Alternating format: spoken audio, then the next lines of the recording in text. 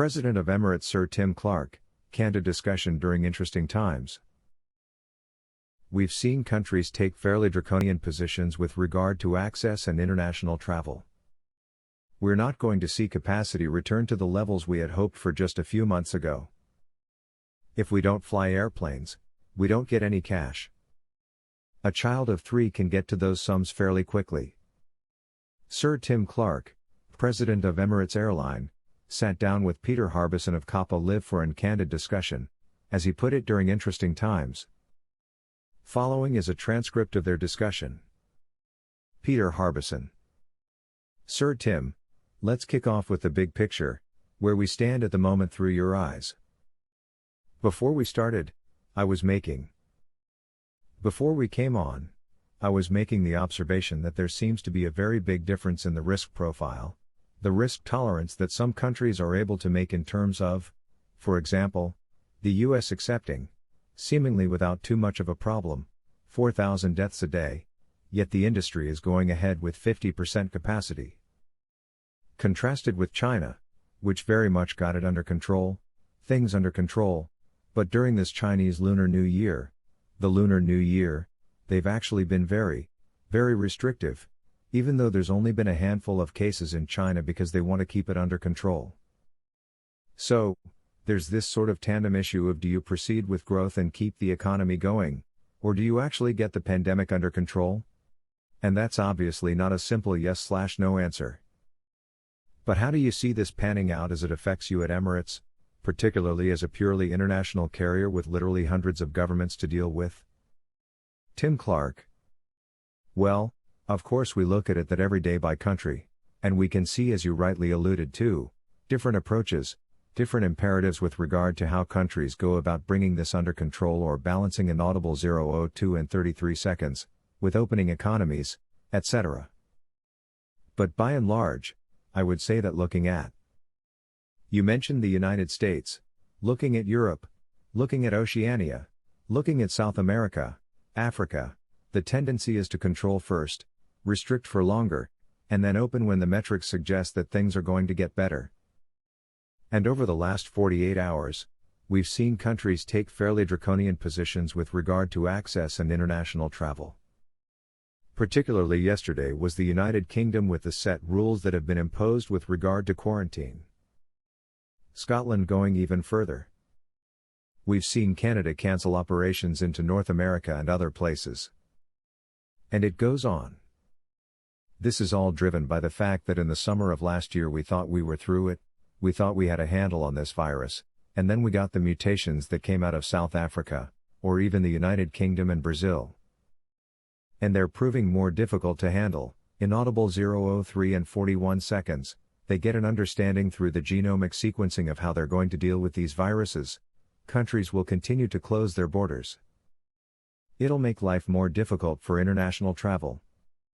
And when we last spoke in December, I think I'd said I was fairly optimistic that by the summer of this year, 21, given that the panacea seemed to be the vaccination programs rolling out, all I was concerned about, there was a fair and reasonable way of rolling out across all parts of the geography of the planet, was that we would be able to get into some kind of meaningful restart on international travel by the summer of this year. Again, what you've observed and the views that countries are taking with regard to what is the imperative, my judgment now is that it's going to take longer than I would have hoped. And I think probably we're going to see some difficulties. We're not going to see capacity return to the levels I'd hoped in July and August. I think that may be in the last quarter of this year. Peter Harbison: That's a challenging thought. I mean, from an airline's point of view, obviously it's really instinctive to want to get back flying, particularly when you're hemorrhaging cash, and that's been the situation with large parts of the industry. I mean, just talking to some of the Europeans last month, that was still the attitude there. We need to get flying again. We need to get through this. Whereas what you're, I think, agreeing with me on, it's a little bit like putting the cart before the horse. You got to get things under control before you can reasonably anticipate that governments will start to take a standardized position to it. So, we're really at least half a year, probably 3/4 of a year away from that, as you see it. Tim Clark. Well, I think as you rightly say, the focus has returned to control of spread. Control of the virus getting into the countries at all. That is now returned as the imperative.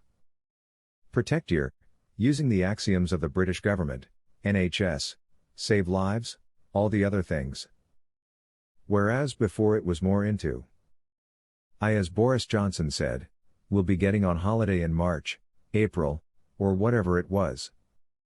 That's clearly changed now. In fact, they've gone the other way. So, the evidence is clear. There's no point trying to think that we are going to be operating our fleets to the levels that we had hoped.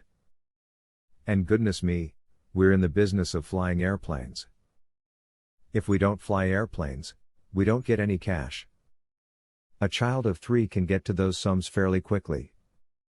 The problem is that the airline industry and all the associated aerospace sectors and whatever else have had a year of this now, and whereas before last year people thought that, 1, there would be an end in sight, 2, that they would supplement the cash requirements of non-operating by debt provision or by state aid or whatever it was, to a point where they could get through, certainly for the first quarter of this year. Well, that hasn't happened. It looks as though it's going to go on for longer. And, therefore, you see the cries from the heart, from a number of entities within our industry, as well as the players in the industry saying, we're going to run short of cash very quickly. You need to understand this. And I don't see, apart from the United States, the sector-specific aid, cash, that needs to go into the perfectly good businesses, nothing wrong with their models, nothing wrong with what they were doing in the past. Just they have no passengers, so goodness me, how can you? And I think we're going to have the governments, when they get through the shock of re-entering the protect and control, they're going to have to deal with this particular issue in this sector. Peter Harbison. What you're talking about there, Sir Tim, actually goes obviously a lot deeper than the airlines, doesn't it? I guess the thing that troubles me a little bit, particularly with some of the US carriers, the big US carriers, is that, as you say, until now, we've been anticipating that if we held our breath for long enough, we'll resurface and things can start to get back to normal, particularly with the vaccine coming through. That patently isn't the issue. This isn't going to occur. I think you've just agreed with that. And as a result, rather than just trying to emerge into fresh air again with the same model you had before, is there a need to be really looking very fundamental, not just at your airline. I'm talking about you, I'm talking about the airline industry generally, the airline model itself and the whole supply chain, the interaction with lessors, the OEMs themselves. Is it something that we really need, as an industry, to be talking about now? How do we adjust to a future that's obviously not going to be the same as it was? Tim Clark. To your last point first, it does beg the question, what is the industry, what is the global economy going to look like post the pandemic? And there are different schools of thoughts of that, Peter, and each of those schools will shape what you think you should be doing now. If you're of the expansionist view, you are of the expansionist view, which is more in our neck of the woods. We take the view that you need to sort out a lot of the problems that happen, issues that have been niggling you for a long time. You talked about the supply chain.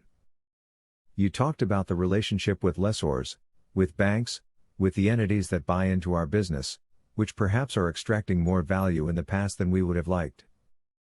And you've got an opportunity to sit back and think about how you would go about improving the way you manage those particular aspects of your business, but not necessarily doing your business any differently in terms of the fundamental business model. And yes, you're absolutely right, there's an opportunity there. But at the end of the day, my view is that once we are through this, demand for air travel will return, consumer confidence will return. It may be slightly more finessed in the sense that people may be smarter about what they actually want. Their aspirations will be the same, but how they get the aspirations may be slightly different. They've had more time to think. They realize that life can go on in a different manner, and that may affect demand. I don't quite know about that. Only time will tell.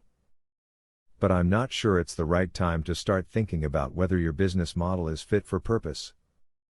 If it was fit for purpose prior to the pandemic, then it's probably going to be fit for purpose post-pandemic.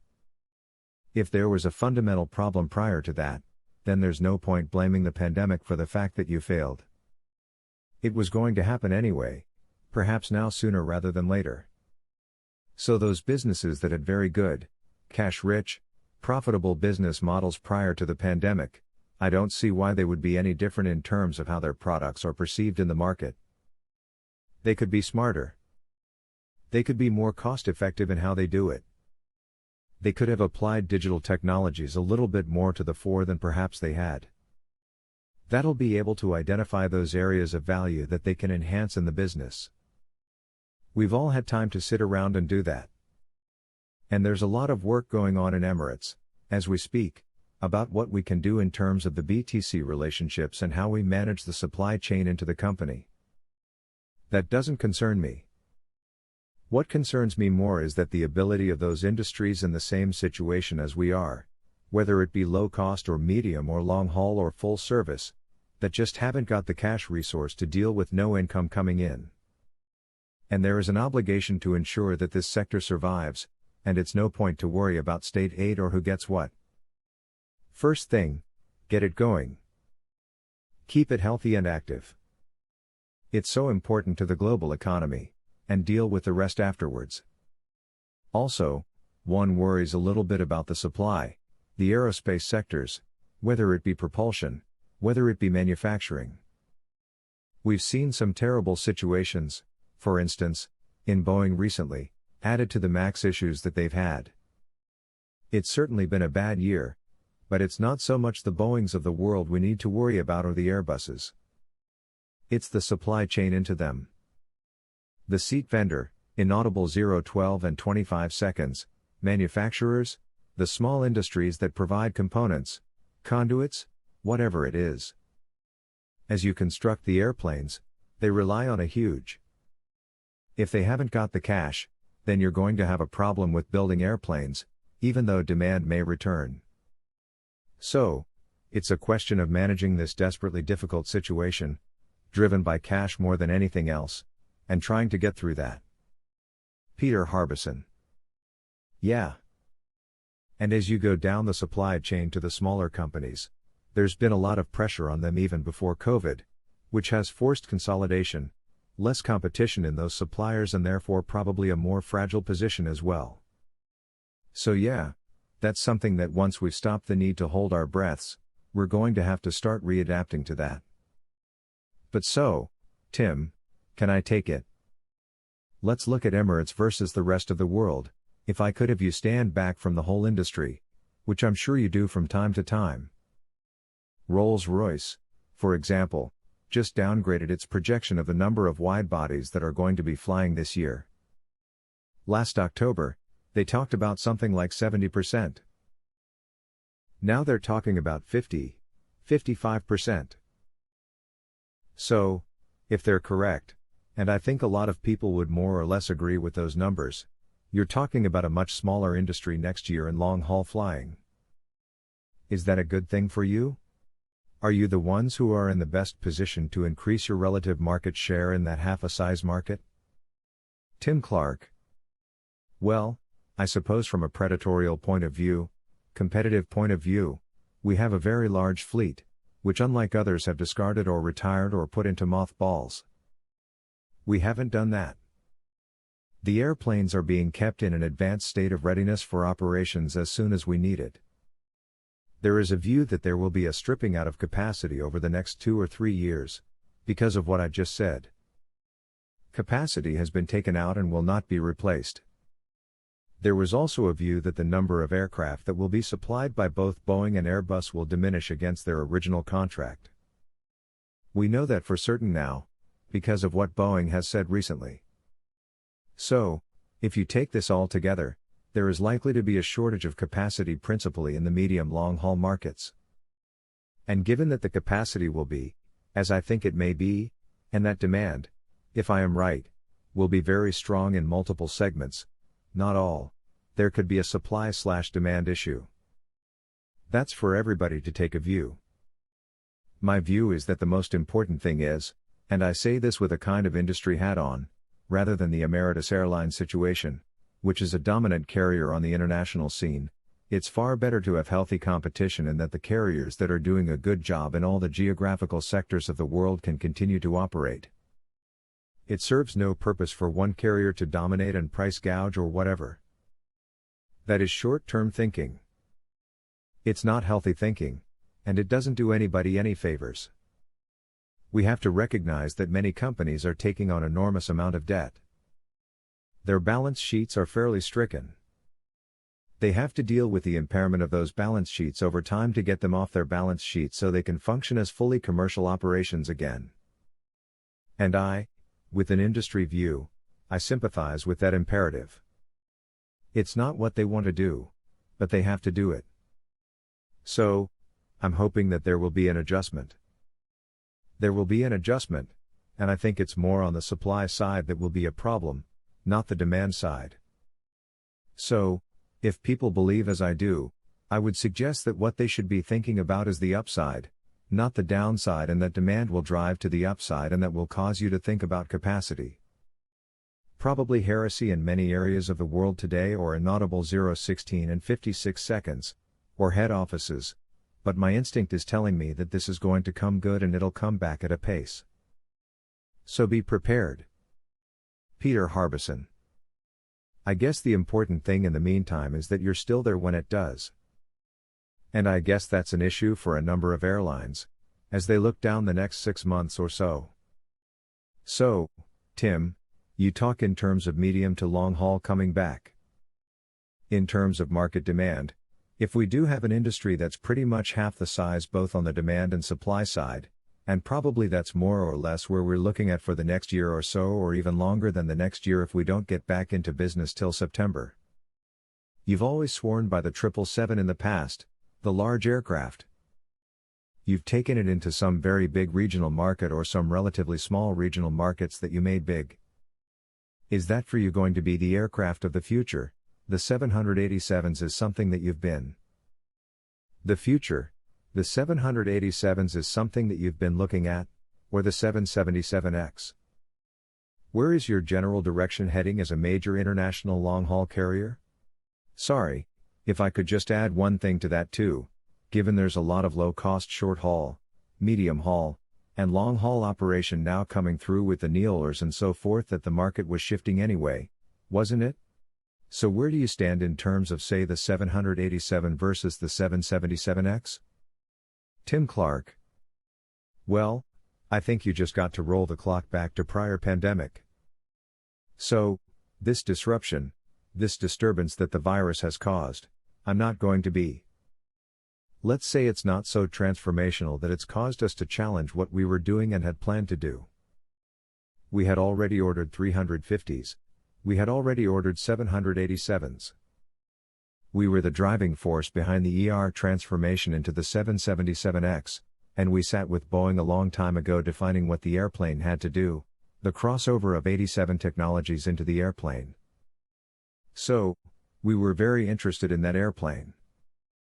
The problem, of course, is, as we know, there are issues with it in terms of certification and getting out the door. Does that change what we were planning to do? No, it doesn't. The 380, of which we have 118 at the moment and 5 more on delivery, will continue in the plan until the mid-30s. The 777X was due to come in June of last year, now it's unlikely to be, I think, before the first quarter of '24. Both the 87s and the 350s, of which I think we had 50 350s and a similar number of 87s, we're just looking at how we can bring these into the fleet and when. Obviously, to the point we made about what demand going to look like, etc. Is the fundamental business model changing? Are we going to see the super hub that we created diminish? No, it doesn't. Do we probably need more aircraft post-pandemic to do the job? Yes, we do. There are many cities and markets that we haven't served, for very good reasons. Sometimes it is because even with intelligent misuse of the aircraft, It still doesn't stack up on the economics, and that's when we back Fly Dubai into the program with their 737s. Of course, that's been retarded with the MAX order, but that's now going to kick in again fairly soon. So, taken together, using the new twins, fuel-efficient twins, using the 380s on the trunk routes barreling through from east to west and north to south, etc., with the X gradually slipping in to replace the 380s that eventually go retire, we will have a leaner, very fuel-efficient, environmentally friendly, not that it isn't at the moment, but a network that will probably be 30% larger in terms of cities served than it is today. So, prior to the pandemic, we had rolled this forward to 2035, where we saw the airline being, and believe me, there was never any suggestion that the business model and the centrality of the super hub that we created would alter in any way. In many respects, it got larger, more focused, and as we grew the hub, the unit cost of operating the hub fell, and so it became a far more. Let's say it got the benefits of scale to a level that we have at the moment, but that much more later on. And of course, part of that was that our in-flight product would continue to excel. So long as others are copying us around, then I continue to enjoy the benefits of knowing that we're doing the right thing. We will continue to innovate, we will continue to make sure that we are aligned with the aspirations of the sectors. And the other thing is that post-pandemic, I talked about it earlier, could there be new sectors coming to market? Could there be new segments within the existing markets that we're already dealing with? Yes, I think there could. I think there could be a changer in the way people think about travel in the future, on the upside, not on the downside. So, we continue to be convinced that that's the way we're going to go. How and when these airplanes come in will be a question of managing where we think demand is likely to be in the countries and whether the manufacturers are in a position to deliver at the pace and numbers that we want. Peter Harbison. Right. So, there are obviously some shifts in geographical markets as you presumably go to smaller cities, but also, I think it's uncontroversial really that there is going to be a significant reduction, certainly in the short term, to business travel. You've got a premium economy product now in your 380s, 777s coming through. Do you see that as being because of the circumstances now becoming a more valuable product? Your next door neighbor doesn't think so. But is premium economy probably a more valuable product as you go ahead now? Tim Clark. Quite honestly, Peter, we wouldn't be in the premium economy market. We're just going go it, we didn't think it added value. And our maths suggest that if we've got our demand forecast right and let's say the no dilution of the business with regard to who actually sits in this cabin, if we've got that right, then it's going to be really, really important to us. We are in the process of trying to establish just how many of the existing fleet we can put through conversion. We're going to do that at pace. That's a mega million-dollar expenditure, but we're going to do that. And if the current creative, we've only got one of our airplanes with the 380 on board, to be quite honest, we have been absolutely shocked at the demand for the seats. People have been clamoring to get into them. They have been paying whatever we've asked them to pay to get into the cabin because it is a delightful cabin, I say it myself, but it is a beautiful cabin to be in. And only time will tell when we've got the full 380 operation and some of the 777s already with that, will we see benefit to us, but for the first couple of months, this cabin has been completely booked, and it's been a good test for us to see how we can deliver. But even though we haven't been delivering the full premium economy, we haven't changed the menus out, we haven't changed the wines or etc., etc. We just provided the seats and goodness me, it's been very popular. Other carriers that have introduced it, many of our competitors in the European and Asian fields, they swear by it. And I honestly believe it'll enhance the income per seat mile, seat kilometer over time, allow our inventory management, row 0, 25 and 41 seconds, people, to do a better job with regards to the inaudible 0, 25 and 44 seconds, that we offer. And I think, because it is an astonishingly good product, it will be attractive to higher price points of the economy segments rather than in business. There will be some downgrading, I suppose, for some. And to the point about the business market, the segments that are driving so much of what goes on, it is in that area that we could well excel because there may be businesses that want to travel but they don't want to pay the full money. So, the premium economy may be one worth doing. So, we're offering 4 primary classes: first, business, premium economy, and economy.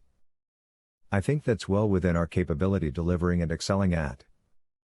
Peter Harbison. Right. Well, of course, one of the early movers with premium economy was your good partner Qantas. How do you see that partnership evolving now? Is everything rock solid as it was before, or are there changes likely as we move ahead? Given Australia probably isn't going to be flying internationally for at least another year. Tim Clark. Well, the partnership, I suppose, if you can call. The partnership of those, if you could call it. Deep freeze situation. We're not into Australia or anything like that, but that was what we were. Inaudible 0:27 and 12 seconds, Qantas is not flying internationally. You've got enough problems trying to fight domestically with your borders opening and closing every other day. Goodness me, that must be a tough one to run. Does that change what happened prior to the pandemic? No, it doesn't. Is Inaudible 0:27 and 28 seconds, Australia, New Zealand important to us? Yes, it is. Is the European Inaudible 0:27 and 33 seconds, police pockets important to Qantas? Obviously yes. Yes, it is. They're just using smaller aircraft now because they believe that's probably the way to go. But the relationship I hope will not change. It's always been a very good one, hopefully profitable for both sides. And the Qantas team can rely on us to provide quality lift for the consumers that they now won't be traveling due to traffic there often, because they've got smaller aircraft on a jointly coded Emirates aircraft, which I know a lot of the Qantas flyers really value and enjoy judging by the number of people we carry under the co-chair the commercial arrangement. So, I would think that Qantas would be, I hope, Qantas would be equally keen as we are to restore the relationship, take it out of the deep freeze when we're through all of this. Yes, you're right. It seems that the Australian government has view with regard to access during the whole of this year, so do the New Zealanders. So, when we're all said and done, we're all back up and running, it'd be good for both carriers. Peter Harbison. Good. That's good to hear. And more broadly on alliances, we're looking at, obviously, an industry that's going to be very different as we talked about before. Does that impliedly mean that alliances are going to be more important for all airlines and for Emirates in terms of being able to service all the various markets? And for example, Tim Clark. I think it's an. Peter Harbison. Go on. Tim Clark. It's an interesting question because obviously in times of distress and difficulty, the NE community has had a habit of forming clusters to protect, if you like, themselves from the trading conditions across the global economy. So, we've seen that in the past. And one could imagine then consolidation to alliance being strengthened in numbers, etc. On the other hand, there may be a view that perhaps the dominance of the way the alliances work may not be fit for purpose in the new way of doing things. We have multiple white-body twins coming out. You've mentioned the 321 XLR, the 320, and the 737 MAX, 8, 9, and 10. These change out the need for carriers who hitherto had allowed their geographical markets to be controlled by others. They now have the ability to move to the city pairs that they originally shared value with. And do I see a little bit more of that? Yes. Prior to the pandemic, it was already been talked about. And that's not to say that there won't be groupings, but I would suggest that those groupings may span alliances, that they may involve players in other parts. I mean, Qantas is a One World member, they work with us. But I can see that the airline managements in the future will be looking at this as, is this not legacy think? Is this perhaps? Do we get more value by taking smaller units, twins, flying more often, higher frequency, intercity pairs that we've already always allowed others to do for us as part of the alliance business model? I don't know, but there could be a change there. So, you've got this sort of dichotomy there. You've got the view that plunge into alliance, protect yourself against the horrible things going on, or take the opportunity to do things slightly differently with partners who may be part of another marriage. Who's to say? Peter Harbison. Probably, yeah. Probably all of the above, given the uncertainty that we're going through. And obviously it's not going to be just one decision, it's going to evolve as you watch things go along. I'd have to ask you too in that context, so Tim, about Etihad, they've obviously had their struggles. And I think you've talked about them recently in terms of perhaps some sort of relationship. Do you see that as a standoff still that never the twins shall meet? Or is there some improving relationship in future? Tim Clark. No, I've always said that there is plenty of inaudible 0:31 and 56 seconds to work together, providing we don't cross over into the sort of anti-competition situation. And there is work going on there. I don't know what it is, but basically as they continue to downside to a level where Tony Douglas is thinking it's a manageable proposition, that it's cash proposition inaudible 0:32 and 13 seconds, which I think he's getting there, how we can work together with regard of the partnership and deal with all the back of house stuff. #rebuilding travel.